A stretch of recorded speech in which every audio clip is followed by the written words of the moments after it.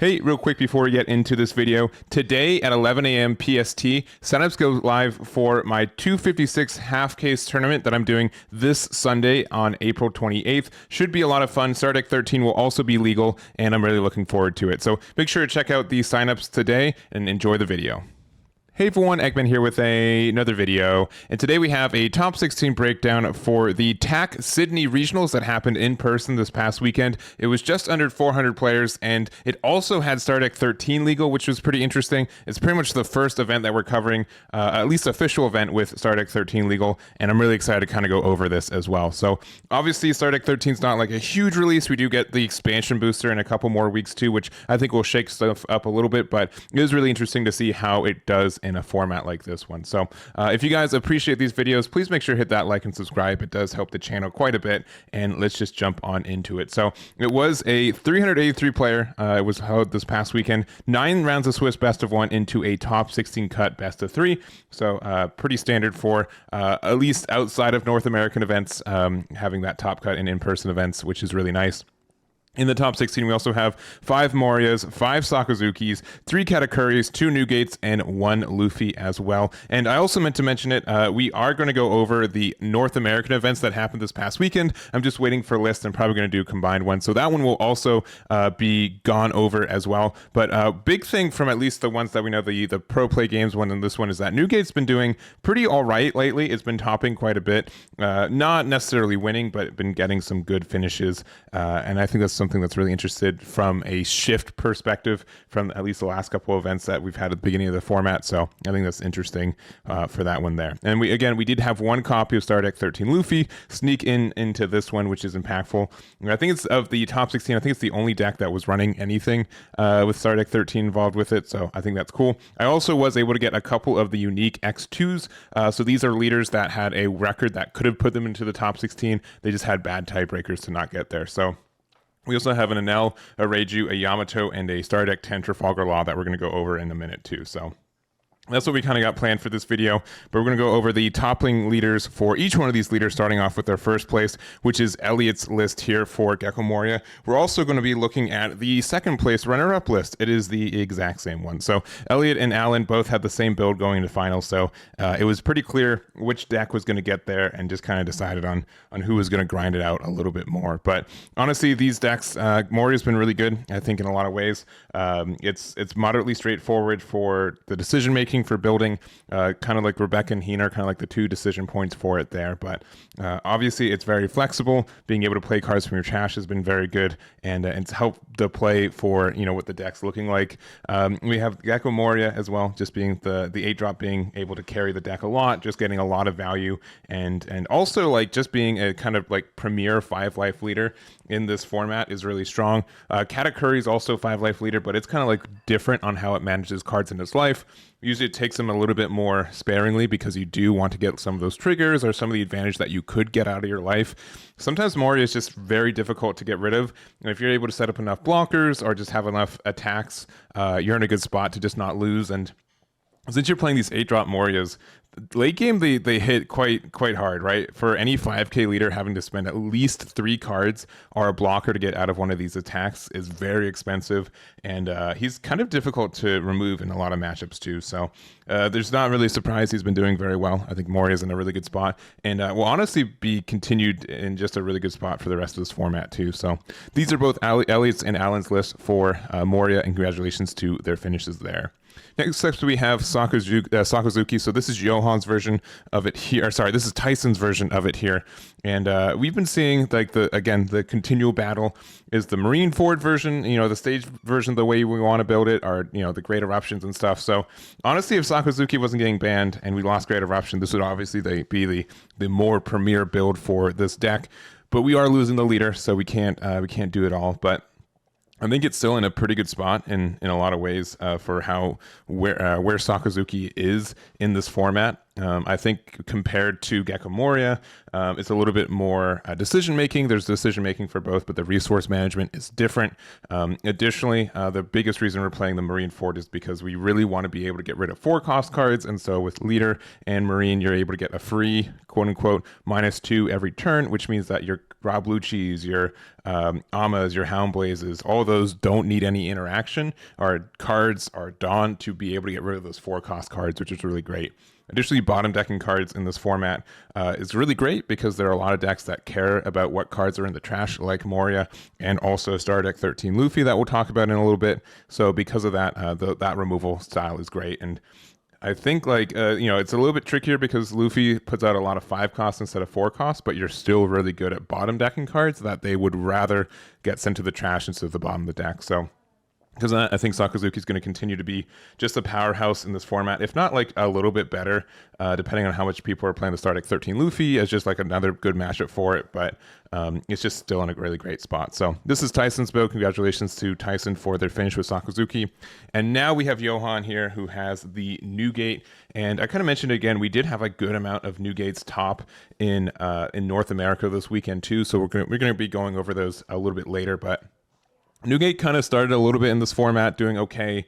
Middle of this format wasn't really showing up, and now again just kind of showing up at the end and doing very well is kind of interesting. It is good for some matchups. I think like Sakazuki, you're in a good spot. You are potentially very aggressive in a lot of builds. Moria's kind of like in a weird spot because they want to give their leader a Dawn to make it 6k, so you do get like a little bit more pressure from that, and the fact they have 5 life is tricky at times too. But this deck can be very aggressive, very strong. They're be able to run like the Nico Robins, which is very good for getting rid of Rebecca's, and other just smaller cards, which is really good. We do kind of run like, this is more of like the hybrid build between Straw Hats and Whitebeard Pirates, where we are running like the Nami and the Izo. We're also playing like a good amount of 2Ks between the two. And then we have like the 5-drop marker, but also the 6-cost Thatch, which sometimes like these 6/8s, if you're not playing against a deck that can remove them, like Moria has to like commit an Ice Age or just additional removal to really get rid of this. It's a 6-drop 8K. It's going to be really difficult to get out of all that pressure. So we have our aces, we have our Newgate 9 drops too, and then obviously our guard point and rad beams. But I think the deck is in an okay spot. Red's not really super into this meta, but the fact that it has like a lot of cards with rush and that potential for the deck does help there. And then obviously if you're trying to go into late game, Newgate can sometimes falter there, but he puts out so much pressure throughout the game. A 6K leader, that's even 1 Dawn to make it a 7K. You have to commit a lot of cards just to get out of these attacks and be on the defense. So it's going to be interesting to see if he's able to continue to do well in the Star Deck 13 as well as the EBO1 format where there's no new cards coming out. But I don't think he's in a bad spot, and it's interesting to see he's topping again for this format. So congratulations to Johan for their finish there. Next up, we have Jack with their version of Charlotte Katakuri. I don't really have much to say about Katakuri. I mean, I've been able to get through the other 3 leaders that are part of this meta of Moria and Sakazuki, but generally all 3 of those decks have been looking pretty similar in a lot of ways. The decision point on this one is just kind of pretty much how greedy you want to be with your events, between the You're the One Who Should Disappear, the 200 million volts, and the Reject. I think all 3 of them are very strong still. They're just a little bit cloggy in hand if you're not careful. Obviously, Kiko Nojo is a fantastic card, especially if it's hit like in the first turn or 2. It's a 4-drop 6K that you really don't want to get rid of, because then they get longevity, but it's also a 6K, so you can't attack into it freely with your leader, and it can pressure and ask for 2Ks all the time. In a leader that's very often 7K on offense too, so not too surprising that's been strong. Onami's a bit of a choice in this build. I really like it a lot. If it's kind of like a backup turn 2 play if you go first, where Perospero is kind of like the best card, but if you don't, Onami and then having a 7K banish is not too bad for the deck either. We have our Beiges, our Mondays, our Sanjis, and then just kind of the top end of our Charlotte Lindlands. I really do like the 7-drop. I think it's been very good for this meta for it. So I would be hard-pressed to try to find room for a 4th one, but I think 3 is okay.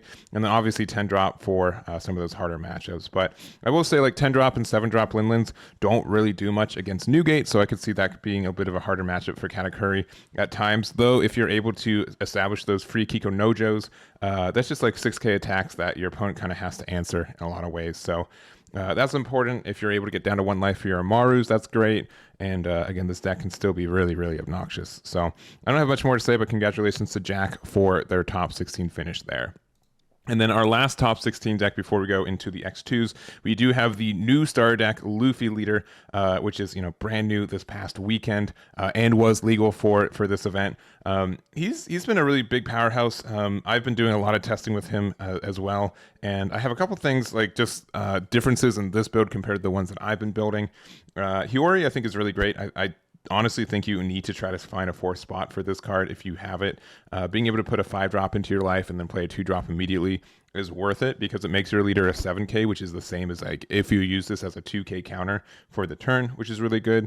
I was really on Borsalino for a long time for this deck, and then I was kind of told to take it out, and it kind of made sense for it. There is obviously the idea that, you can use the 8-drop Moria, you can play a Borsalino in one of the 2-drop boys, and then also if you have 10 Dawn, you can put 2 Dawn underneath leader, and then you get a 7k leader, a Borsalino blocker, and 1 card in life. So all that seems kind of good, but the more I played Borsalino, the more I felt like he was slowing me down. So I think that's a bit of a decision. We'll see if he continues to stay in the builds throughout the next couple weeks. But he's not a bad card, obviously. He just might not be the best for this build, and we'll kind of see.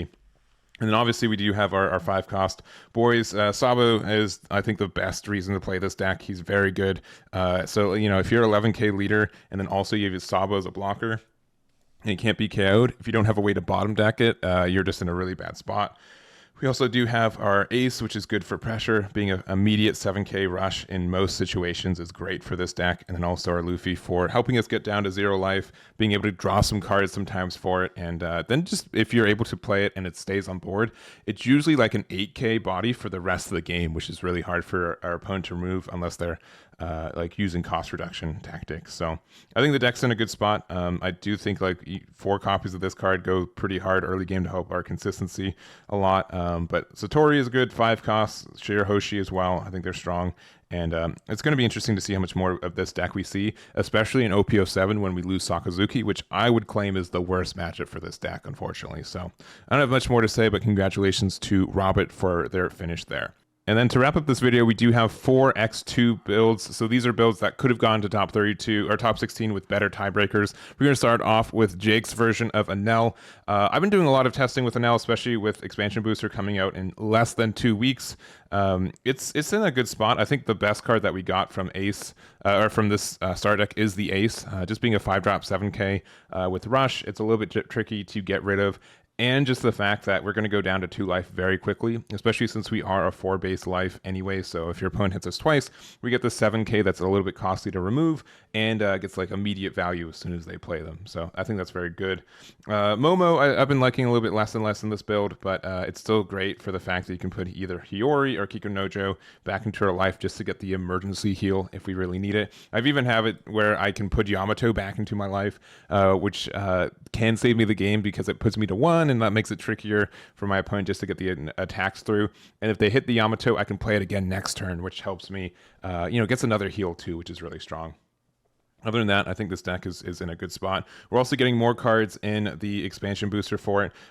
Notably, we do have like the Shirahoshi, which I think is in a good spot, being able to be a blocker for 2. That's not too difficult to either you block or you gain the life if your opponent tries to remove this. So I think both are good.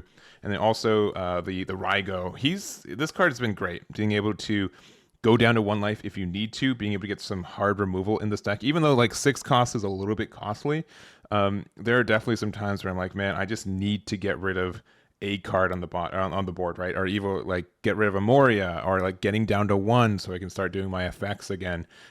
These are very good for that. So sometimes like even Raigo, and then I can have Amaru online, can be really helpful too. So like if they have like a Rebecca Borsalino and they keep us 2 life, Raigo, get rid of the Rebecca, go down to 1 life, 200 million volts, that kind of thing. So I think Enel is going to be a little bit more popular going into set 2 or EB01 next month with it, but I think the deck is still in an okay spot. It'll be interesting to see how much he increases in play, if any, in the next couple weeks too. So don't have much more to say, but congratulations to Jake for their finish there. Next up, we have Reiju, which I think this deck has been doing pretty consistently good. I would claim it's probably the 4th best deck in this format. It's not topping all the time, but it's doing a good amount of work, and I think the deck is just really solid for what it is. is. I don't have much more to say about this deck, though, because one, the deck construction is pretty limited based on what you have to run for it, but also I think the farther we get into the next set, the worse this deck's going to be. It just has an auto loss to Star Deck 10 Law, which we'll talk about later as well, but that deck is going to just be more and more prevalent, and so from going from like a 10% chance to go into a, I will say, near unwinnable matchup to a 20 to 30% chance just hurts this deck a lot consistently. So either people have to find a way to play in that matchup a little bit better or something else, but I think this deck is probably its best at this point of OPO6, and it's just going to get worse and worse as we approach OPO7, unfortunately. But I like the deck. I think it's fantastic, and I have a lot of fun playing it myself, too. So I don't have really much more to say, but congratulations to Jordan for their X2 finish with it there. And then we have Yamato next. So this is Xiaoting's version of it, and I've been enjoying Yamato in Star Deck 13. We're not running the card in this build specifically, but 5-drop Ace is really, really good in this deck, especially since I think it's a great card to replace Enel with, because Enel is a 7-drop 7k rush. Ace is a 5-drop 7k rush, and also the fact that he's a 5-cost means that we can use Reject with him to be able to do both in the same turn, which is very strong. So because of that, I think the deck gets a little bit better with the inclusions of those cards. We do get other cards in EBO1 as well, but this is also kind of more of like the hybrid build of Yamato, where we do have like the Ohm Holy package, which I really like. We're not playing the Mihawk since we're also not playing like the Kiko Nojo, which is really interesting. So, because you could do Mihawk into Kiko Nojo and then use the, your effects from there, which is strong. Normally I like to have a wide board, so I have at least a target for the activate main for my Yamato, which I think these Shures help with as well. But then on the top end, we still have like the 8-drop Useless Kid, which is good for, on like defense, or if we want to go like really greedy on what cards we take from our life. And then we have a lot of ways to defend this Useless Captain Kid. I think that's great. Hody Jones still a really good finisher for us. And I think the deck is good. I think it's going to be a little bit better as we get into EBO, approach EBO1. And I think that it's still very aggressive at times. Sometimes this deck just is terrifying. If they get like double Onami on you, you feel really, really bad about it. And there's not much you can do, unfortunately, in some of those situations. So here's the build for Xiaoting, and congratulations for their top 32 there. And then to wrap it up, we do have one copy of Star Deck 10 Law. So this is Jake's version of it here. And again, I think this deck has been, it's been kind of like rotating around since release, right? I think it made like a moderately big splash in Japan when it released, but then by the time it came out in North America, we kind of figured out the meta enough that it wasn't like super prevalent. You could get the occasional top here and there, but I think we're approaching a meta where it is going to be really, really viable in a lot of ways. The biggest reason for that, I think we do have the Kid and Killer. It's just one card, right? But this is such a strong card for this deck. The fact that we now have a second card with Rush is fantastic. Being able to say when attacking, when your opponent's at 2 or less life, which is not too difficult of an ask to do. We now are a 7k for free, right? So that's very strong for this deck, and because of that, I think we get into a better spot, right? The only other rush card we have is Zoro, which is strong, but when we have to use Dawn already to get some effects off, just being able to play 3 or 4 for this ARV, play it for free off our leader effect, means that we just get so much more pressure from being able to immediately get a 7k rush out of no cards established on board, which is good. So Trafalgar Law's also removal effect is fantastic in general. There's not really a way to play around it, which is really good. Raise Max and Gordon are just great cards to help enable that for anything that costs 6k or less. And then finally, Shirai is just in a weirdly good spot right now too. If you establish him and then you play him against like Black Yellow Luffy, he can attack as big as that, right? Or he can just be like a really good defender in a lot of ways. So specifically for that matchup, I think this has been a really good card for that too. And sometimes you don't want to play him. Sometimes against like black decks, he can just get removed very easily. Then others, he's very obnoxious to deal with if your opponent doesn't have any removal either. So I think he's been a good staple for Law for a lot of this too. So I don't have much more to say. I think Law's in a really interesting spot going into EBO1.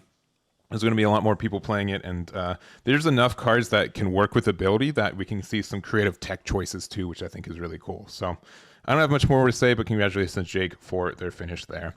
And that's going to wrap up this event for you guys. I hope you guys enjoyed it. I really do appreciate TAC giving out the list, so you can go over this one too. I'm really excited to see what we're going into with Star Deck 13, and then also expansion booster in less than 2 weeks as well. So we are rapidly approaching all that, and I think it's been cool to see how it develops from there. So I don't have much more to say. Thank you guys so much for watching. I really do appreciate it. Make sure to hit that like and subscribe if you haven't already, and I'll catch you all next time.